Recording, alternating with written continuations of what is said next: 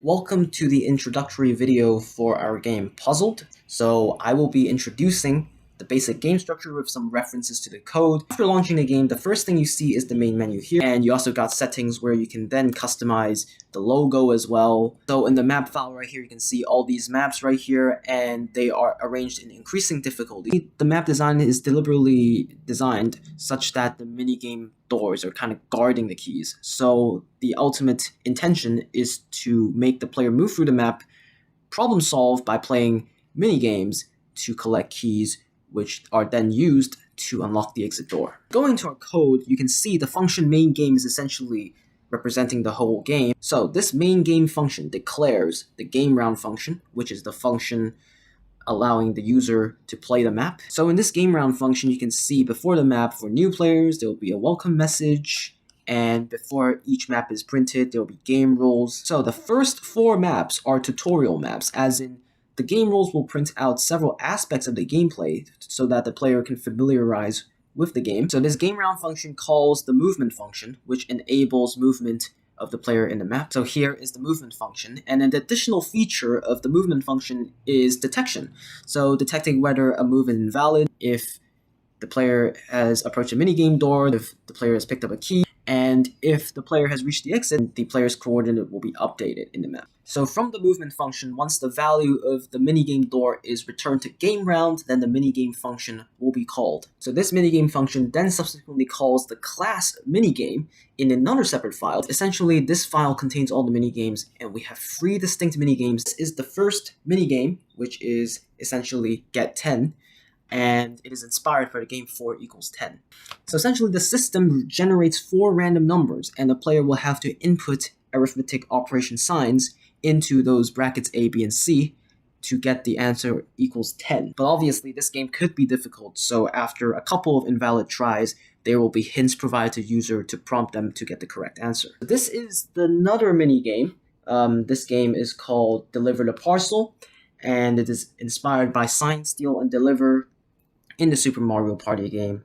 So in this game, basically, P is the delivery boy, and you'll have to deliver your parcels by pressing the W key into 6 distinct locations, which are answers. So you use A and D keys to move left and right to adjust to the correct location, and according to the answer, if your answer corresponds to the value on the location, then your parcel will be delivered to the correct location. So this is the last mini game, which is Wordle, which is basically the real game of Wordle. So essentially, we have a 2,000 word database of the most common 5-letter words. So we prompt user input. So let's say we input under, and essentially the system will provide us with whether the letter is in the correct spot in the word, but not in the correct spot, or not in the word at all. Okay, so the last function in the code I want to talk about is the win condition. So this is declared in the game round function again after the player has reached the exit door. So what win condition does is essentially it outputs 3 values, so it detects whether the player has collected the amount of keys to unlock the exit door, but it also detects whether the player has exceeded the step limit or the time limit. And obviously, according to whether the player has won or lost, you either receive the win message and then you'll advance to the next map, or you lose and you'll be granted the option to retry the map or return the main menu to take a break. I will pass it on to Kelvin, who is going to be explaining the code structure. For our structure, we got a bin file which we're gonna store all the assets, including like the map data, and all the Python will be outside of the bin file. So we have a clear structure for use. And the first thing we're gonna launch the Python of launcher.python, which is a check file and write the report for crashes. So if there's a crash, we're gonna write the report and without showing the code to or some like error message to the user or the player. And for the puzzle, the main game file, you're gonna first check, is there a personal like player profile? Is it gonna be data? You're gonna use the data.py. So it's a separate file, so we can have separate modified.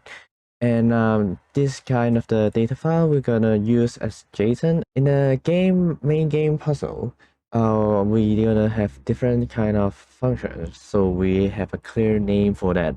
And for inside the game round, we have the mini game, and it's gonna be a separate one. So we have classified a different kind of game within the class of main game. So we can still use everything while we separate all those stuff into different Python to have a better modifications.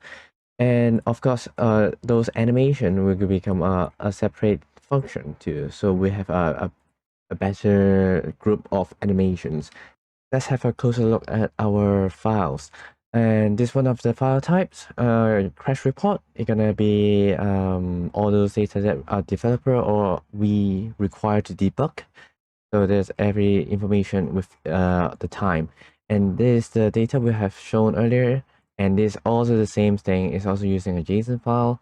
And that's all for the backend code.